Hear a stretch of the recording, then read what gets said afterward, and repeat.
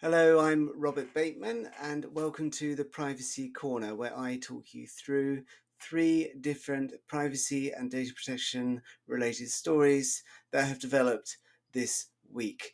Thank you to Privado.ai for providing this space for me to talk about privacy each week. So we'll be talking about Meta's new legal basis for targeted advertising in Europe, 2 online safety bills aimed at protecting children that have passed the Senate committee stage in the US, and a secret plan for the government to allegedly influence the UK's data protection regulator in relation to an ongoing facial recognition investigation.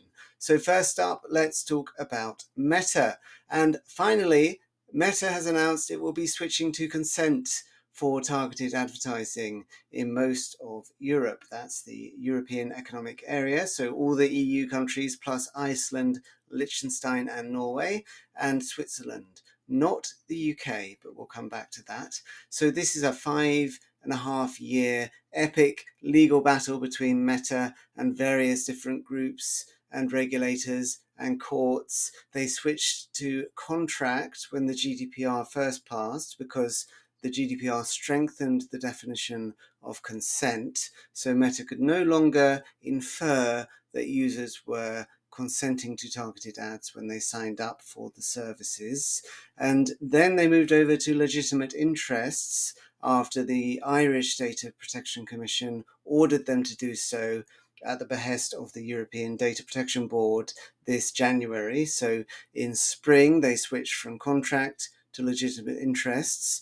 Then last month we had a CJEU case relating to competition that some of the court's commentary stated that Meta should not be using legitimate interests for its behavioral advertising activities. And we also had an intervention by the Norwegian Data Protection Authority, which we discussed a couple of weeks ago on Privacy Corner, where Norway said, stop doing this in respect of Norwegian users without consent. So Meta is making the switch. They also cite the Digital Markets Act as a motivating factor here. New rules on gatekeepers will come into effect next spring. So all these various doors to avoiding asking for consent have finally closed, it appears.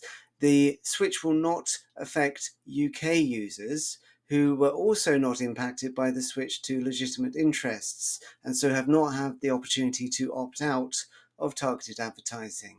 The UK's Data Protection Authority has said they'll be looking into this. Hard to see really how the ICO will be able to influence Meta here, because this court ruling does not apply in the UK, and nor does the Digital Markets Act. But for European, mainland Europeans nonetheless, Meta will be asking your consent for advertising at some point in the future. Now let's look at these 2 children's online safety bills that have made significant progress in the US. We have the Kids Online Safety Act, COSA, and COPPA 2.0, the Children and Teens Online Privacy Protection Act. So this latter bill updates COPPA, which first passed last century, let's not forget, and it introduces a wider scope, new ban on targeted advertising to children and teens, and various content moderation provisions. These bills are pretty similar, and they're getting more similar each time they're amended. So COSA has maybe more of a content moderation angle, trying to prevent platforms from showing harmful content to kids. COPPA is, as I say, is an amendment to, well, COPPA 2.0 is an amendment to COPPA 1.0, which has been amended itself many times, but this is a wholesale new law. And one thing people are a bit worried about with these laws is that they will require platforms to age gate their users, so not allow children to register accounts by, for example, asking for ID, setting up biometric processes for keeping kids out. Now, recent amendments have clarified that no such requirement is made of platforms. Nothing in the bill will require affirmative collection of any personal data with respect to the age of users or the implementation of an age gating or age verification functionality. COPPA has similar language, but because platforms will not want to be caught out under these laws that have a very wide scope, they apply basically if you are deemed to have reasonably should have known that a child is using your platform, then you are deemed to know that the child is using your platform. So the effect of these bills might be to increase the amount of age verification we see online. More companies asking for passport details, for example, or implementing some sort of age estimation processes. Does it get the balance right, is the question. Children's safety on the one hand, and everyone's privacy on the other. Are there ways to do this in privacy preserving ways? We will see, but I think these bills could have a big impact on lots of companies, including those that do not consider their services to be aimed at children. Now, finally, let's turn to the UK, where the ICO, the Data Protection Authority in the UK, has been investigating a company called FaceWatch.